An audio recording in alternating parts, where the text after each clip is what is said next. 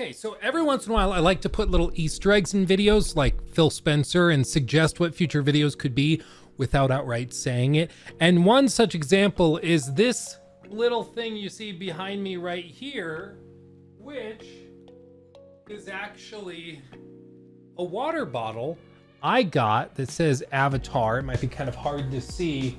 You can see it probably in this closer angle. Avatar, ooh, sexy.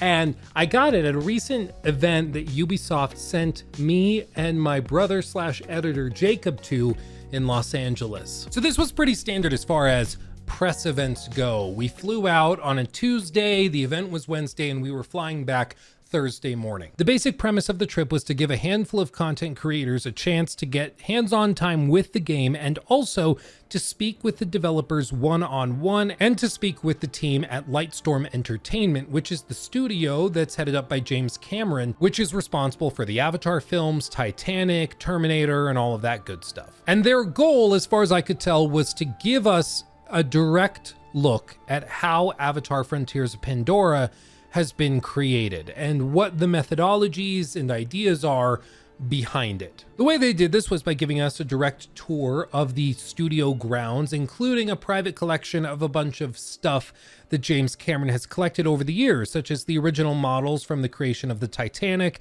the car from Titanic, yes, that one. The original Terminator hero model, which was used in the opening of Terminator 2 when he stomps down on that skull. This is the actual thing used on camera. And many, many, many, many, many other artifacts, including what was perhaps my favorite, which was the original Academy Award Oscar statue for Titanic all the way back in the late 90s. I'm just gonna be real, I've never held on to something as tight as I held on to that statue while we were taking pictures with it. Like, can you imagine if you were the guy to drop James Cameron's like Best Picture Oscar award? Like, I can't even imagine, like, I'd feel so bad. Like, oh my God, I get cold sweats just thinking about it. So yeah, I held on to that thing very, very tightly. It's more top heavy than you would think, honestly. You think most of the weight would be in the base? No, it's very heavy. After we walked around and looked at everything within the museum, we hung out for a little while and then we went into an adjacent room to sit in on a panel. This panel was pretty crazy. It had not only executives from Lightstorm, but also executives from Ubisoft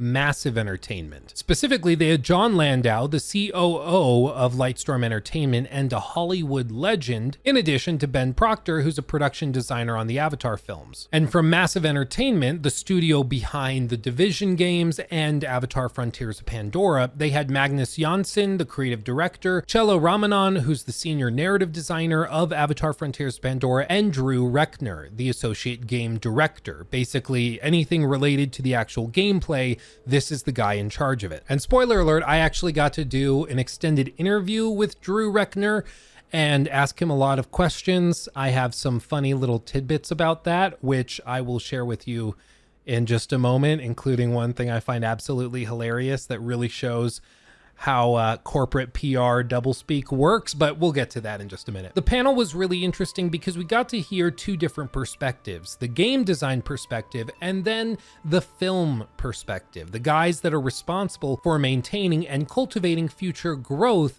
of this world. And I think my major takeaway from that panel was that it was very clear this was not just a quick movie cash-in. Avatar Frontiers of Pandora, you can say a lot about it, which I'm going to in the upcoming minutes as we get into my gameplay impressions, but I don't think you can say this is a quick movie cash-in. It's just frankly not. Every little detail of the game, from the foliage to different boss encounters or enemy archetypes, everything has to go through Lightstorm Entertainment and be approved before it can be put in the game. There literally is not a single asset, as far as they said, that is in the game that they have not manually approved. So everything in the game could be in the movies and vice versa. And they did say specifically that they want to be able to reference Avatar Frontiers of Pandora in future films because as far as they're concerned, it is part of the canon. It's part of the universe. They don't view it as a separate thing. They view it all part of the same broad storyline and world, which I thought was really, really cool. You know, I think it's natural for us to see that there's a video game being made about a film's world, and so it's probably going to be like a mini version of the film's world, but it's not taken that seriously by the Hollywood guys. But this is the complete opposite. The Hollywood guys are super passionate about this and about making this world that they've crafted interactive for the player, and they were very, very involved. Now, whether that was something that was free form or maybe that was oppressive to the dev team, I think that remains to be seen. I did ask the developers about that collaborative process, but again, we'll get to that in just a minute. I would love to share specific moments from this or even footage of it. However, we were not allowed to record this panel or any audio of it, though we were allowed to take notes, which is what all of this stuff is coming from. And while perhaps some people could say that that's a red flag that they're not allowing you to film it, I don't personally have a problem with it. They're fine with us talking about what was said in that panel. They just don't know what like non-professional PR speakers are gonna say, like producers and production agents and stuff that aren't normally camera facing. So instead of taking the risk of them saying something that they shouldn't or leaking something that's for a game 5-6 years out, they just decide to make it so you can't record any of that. If somebody says something they aren't supposed to, they can let us know before the, you know, embargo lifts on all this information. So I don't really have a problem with it, and I just want to communicate that to you, that as far as I can tell, this is pretty normal. And I thought the panel was still very, very interesting. And overall, I just took away from it that this was a more collaborative experience for the developers and filmmakers than I initially thought it was going to be. They were very, very involved, for better or worse. After this, they took us to another one of the sound stages on the property, where they had a bunch of stations set up for us to actually play the game and to have a little lunch, and then eventually do interviews with the game designers. Now, I'm not allowed to actually show the footage of me playing the game. I think it's probably just because it would be a little janky of me like playing it and then somebody filming me playing it on a TV. So I get it. I think that they just didn't want that clunk involved. So I can't show you that. However, what I will say is that my time with the game was apparently the same demo that other creators have played remotely through digital events. However, this time I was playing in person. It seemed like I was playing off of a PlayStation 5. And while some people have previously reported bugs or glitches and everything, I will say that besides some pop-in while traveling across the map, it was pretty polished. And you guys know me, I am a bug magnet. If there is something broken in a game, I will find it. And I only encountered one thing beyond the pop-in that I would say was a bug, which was just simply a texture in one menu of like a model hand basically showing you a piece of apparel that you can wear and craft. And when you stopped moving the camera with the right stick, and that gray kind of dummy mannequin model would stand still with the clothing on it, the texture would flicker between like a purplish black and the gray it was supposed to be. It was super minimal, not even disruptive, and something that I'm sure they can fix before the game launches, especially because apparently this build was a little older, perhaps 6 months or so. Other things I noticed was that the density of the foliage in the world was unlike anything I've ever seen. I went back and I replayed The Last of Us Part 2, and I tried a little bit more of Red Dead Redemption 2, and honestly, those games don't hold a candle to the density of everything happening on screen in this game. Of course, you would expect that, considering this is a next-gen exclusive title, whereas those were on the previous generation of consoles, but it all stands to say that Avatar: Frontiers of Pandora really does feel like a true next-generation open-world game. It really does look that good. And when you're running through the forest, every single tree branch, leaf, blade of grass, animal, you name it, is interacting with the player. It might be through something as small as the way the player brushes against it, or their movement through the world causing plants to react to that movement, or it could be something as simple as approaching it and then the color changing slightly once it detects your presence. It made it feel like walking through a forest was a much more involved process. It wasn't just you running across a map, it was you exploring a world of living, breathing things, and it was really, really cool to see. Furthermore, there were a lot of game mechanics that tie into this interactive world that they've built, such as the foraging mechanics. A major component of the game, and one that was echoed repeatedly by the developers, was the importance of the food and cooking system. Basically, cooking various ingredients can give you certain passive boosts or active boosts for set periods of time. So it could be that you create a certain meal that gives you extra speed, or it could be that you craft a meal, cook it up, and then eat it, which gives you 10 minutes of heightened stealth abilities, or any number of different combinations. Very similar to what you might see in something like Zelda Breath of the Wild, or even Tears of the Kingdom. And the way you collect these ingredients is by exploring the world, hunting animals, and foraging. And to be clear, this is not a mindless activity like in something like Assassin's Creed Valhalla, where you just run up to something, smashing Y or triangle on the controller, and then pick it up without so much as a second thought. In Avatar: Frontiers of Pandora, it's a much more involved process. If you want to pick a certain fruit, for example, you need to approach it carefully, and once you click the button to interact with that fruit, you will then have a small test where you have to align the left or right stick on the controller just such that you feel a strong vibration, and then using that haptic feedback, pull down the right trigger, effectively picking it carefully. Now, some people say that this is like overly tedious and they would prefer if they could just button smash and quickly collect things.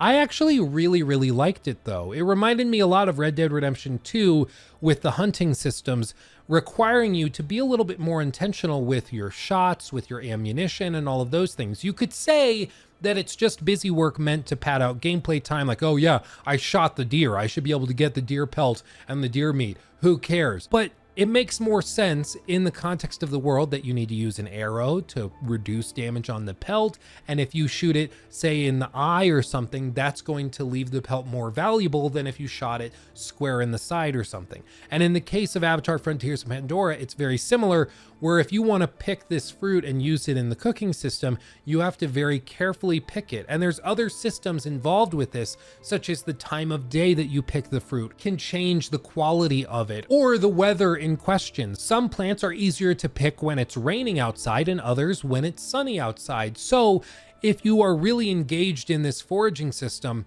you're going to be paying attention to not just the locations of where these things are located, but also to the time of day, to the weather around you. All of this will tie into getting the best foraging materials to allow you to get the most potent recipes out of the cooking system, which is, I think, why they were doubling down on how important the cooking system was to Avatar: Frontiers of Pandora, because all of the open world ties into it. But this will bring up a very important question once we get to that interview I did with Drew Reckner, which again, I'll get to in just a minute, because there were some very interesting things revealed, or should I say not revealed, during that interview. Other things I did during my time with the game was, for example, riding my Banshee, or Ikron as it's called in the world. These things are absolutely crazy. They control really well, and they allow you to engage with the world in a way I did not actually see coming, and I hadn't heard discussed at all previous to my time with the game. Specifically, they didn't mention in like any marketing stuff I've heard that apparently the weather system is actually physically based, so you can straight up just fly above the clouds of a storm and get out of it. So if you are running around in the forest and then a crazy thunderstorm comes over top, you can just call your Ikron, hop on it, and straight up fly above the clouds, and beneath you can see the thunder crackling and the lightning and everything. Then you can avoid it, you can go fly away from it, or if you want to go back down into the storm, you can go back down beneath the clouds.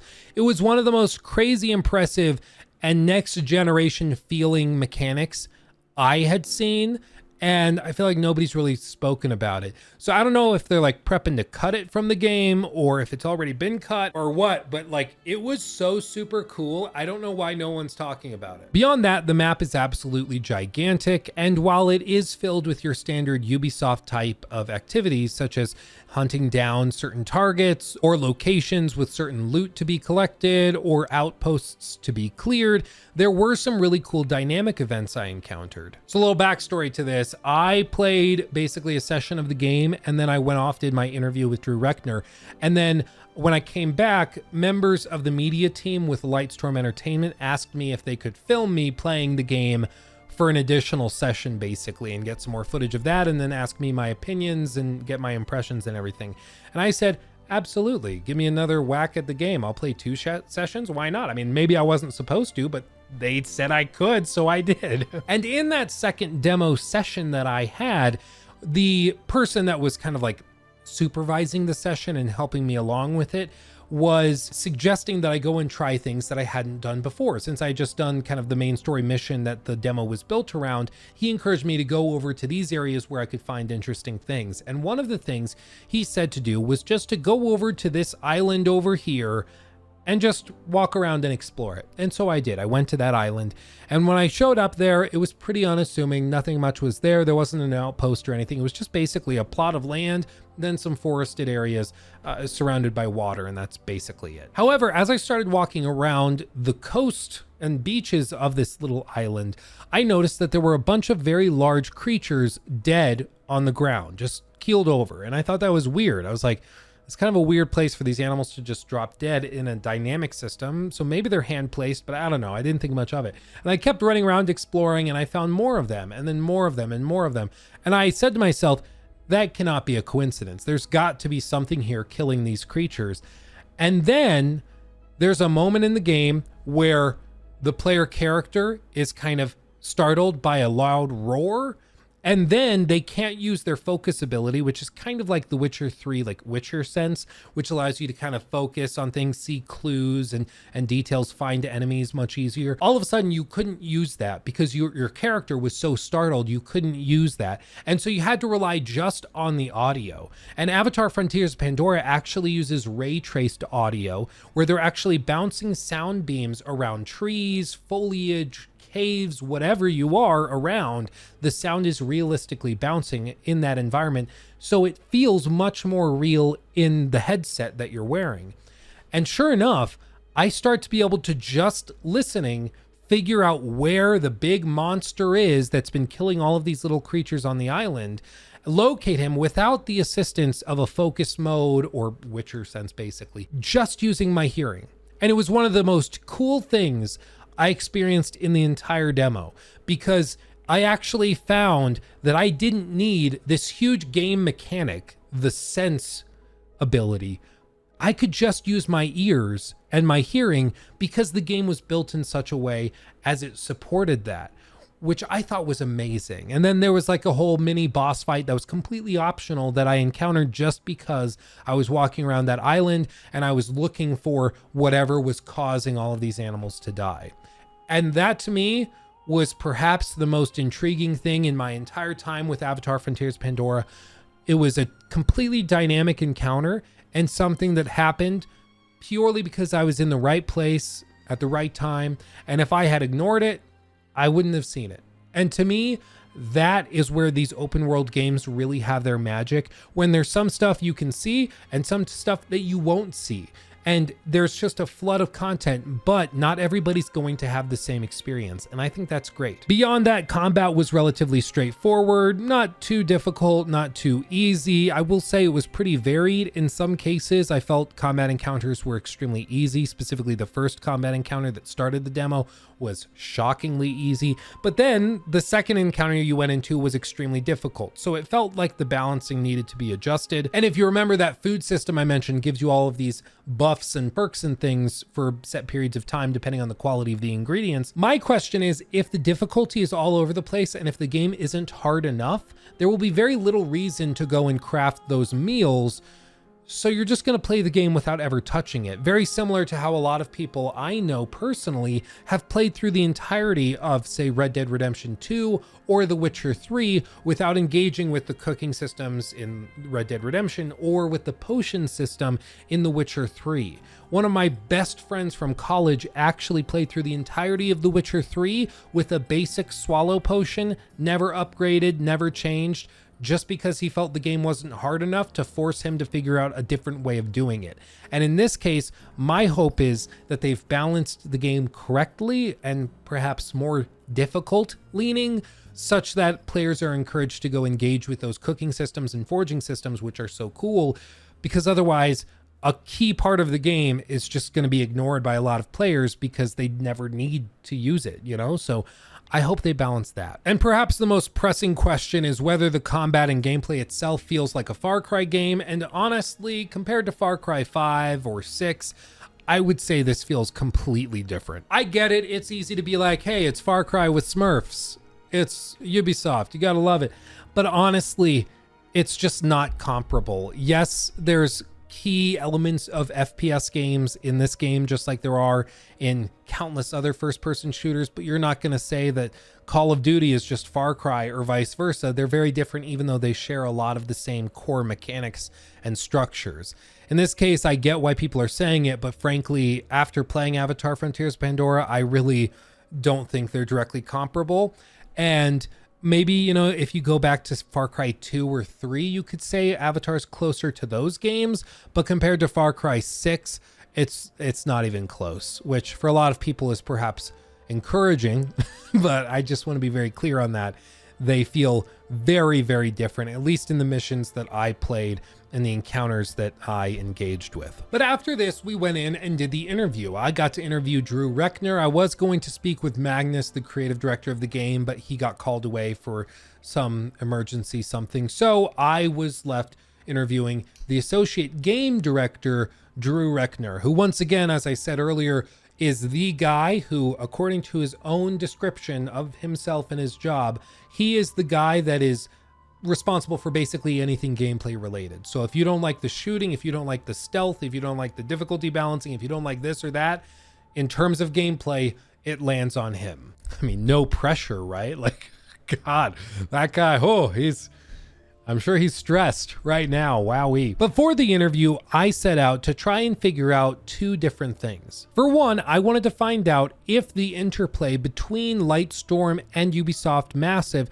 was actually as productive as they made it out to be in the panel, or if that was just PR doublespeak, if they were pretending like it was a really positive collaborative experience, when in reality, it was a ton of corporate BS and red tape that bogged down development. And secondly, I wanted to know details as to how the open world was crafted, what the methodologies were, what the inspirations of other games were, and how they were approaching the final polishing process as they got closer to launch. And I guess it's not really a surprise. There was basically nothing of note to take from the interview. Drew is a very, very nice guy. He's extremely passionate. But during the interview, they had a PR representative from Ubisoft standing off camera, and he basically was giving like little nods or shaking his head if Drew was on the right track or getting into something he shouldn't talk about. And in fact, the best example I can give of this was when I asked Drew a layup question, just being like, what's your favorite like moment of, oh, this is working, that you had during development? What moment made you go, I see the vision, here's the game coming together finally? And I'm expecting him to be like, oh, in the early beta process, when we had this piece of artwork or this music came in, this happened and this. I was hoping for something like that, but straight up, no joke, the PR guy off to the side, off camera, goes like this. And then Drew goes, oh yes, the Ekron and the Banshee, once they started flying in the game, I mean, once we got that, the sense of scale, and then he goes into the talking points that they had already echoed 10 times over. And I was like, man, I get it. They're telling you, don't say anything off script. You have to do exactly what PR has approved. Like, I understand that. But to Ubisoft, I met some amazing employees of Ubisoft while I was over on this trip. It was fantastic, and you guys are all lovely, lovely people. I would just say, allow them to say what they really want to say, and if they're going to be limited to PR talking points, I would just say don't bother, because you're just putting the devs through more of a headache than they need to suffer through. In this case, like, I didn't really get anything from the interview because it was all just recycled talking points. And even when I would try to follow up or push and prod for information regarding certain things, it didn't go anywhere. And again, I get it, but if that's all these interviews are going to be, I would just say, what's the point? Again, Drew is a very, very nice guy, and he seems like somebody I would love to get a beer with, but I was just like, there wasn't much of anything to take from it because it was just more PR talking points and he wasn't allowed to speak freely, which for me at least was a little frustrating. But all of that said, I thought the event was really, really cool, and I'm very thankful to Ubisoft for sending me out on this, and Jacob as well. It was really, really cool, and we had an awesome time meeting other creators, a lot of TikTokers actually. I think, you know, there were some people we met from like Screen Rant. We met Rob from Screen Rant. We met like a handful of people that worked with like the Spawn Cast podcast, I think it was, and some other people. Andy Reloads, shout out to Andy Reloads here on YouTube. We met a lot of really, really cool people and a lot of TikTokers. I was surprised that probably the majority of creators there were maybe 8 or 9 of us, and I think 5 of them were TikTokers only. They didn't even make YouTube content at all, which I thought was very interesting. It's like a new generation. I felt like a real boomer around them. I'm like, so what's your YouTube channel? And they're like, oh, no, I do TikTok. I make the, did you know this blah, blah, blah, blah, blah movie was blah, blah, blah, blah. I was like, oh, I didn't know that, but apparently that's the next wave of media covering these games. So who knew? It was super cool to meet them though. Like, shout out to those guys. And beyond that, the game itself left me more impressed than I thought I was going to be. Specifically playing it, I thought it seemed pretty intriguing. As to how it actually plays out in the long term over hours and hours and hours, I really am not sure. The sliver we got to play was basically a main story mission and then like a side mission and then maybe screwing around in the open world a little bit, but really not enough to tell much of anything about the game as a whole. Basic mechanics, sure, but it wasn't enough for us to really get our teeth sunk in. So I will say it left a good impression, but not one where I'm like, this is generation defining amazingness. It did feel like a next generation title through and through. I hope they continue to polish and refine it. Like I said, there was a good amount of pop in while we were playing. I got used to it pretty quickly, but I will say when I started playing, it was pretty aggressive. So I hope they remedy that. But beyond that, it was clear that this was a game that is not a quick cash grab. That's been, it's had a lot of love and care poured into it, a lot of blood, sweat, and tears. I don't think I'm allowed to say specifically how long they've been working on this game, but it's for longer than I thought. I'll just say that. This has been in production and they've been working on this concept for years and years and years and years. And to hear that Lightstorm is so involved that if they want to add another enemy type or a boss, they have to go, Ubisoft Massive has to go to Lightstorm and work with them on the design of it and make sure that it actually could work in the real world. And okay, if we put this pneumatic cylinder there, what would that do? Would it be stable? Like, it is a much more complex and involved process than I thought before. And it was really cool to see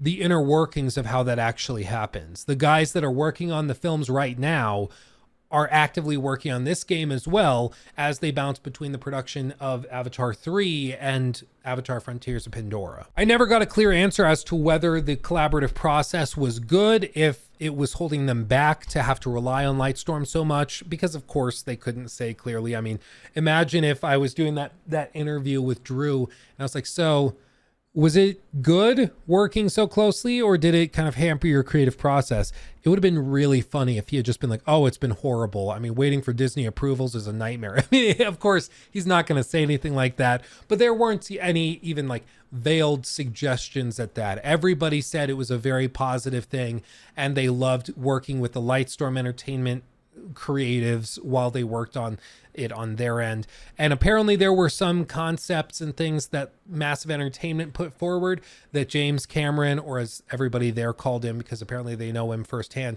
Jim Cameron, which was really weird to hear. It was really weird. It doesn't work as well with the song.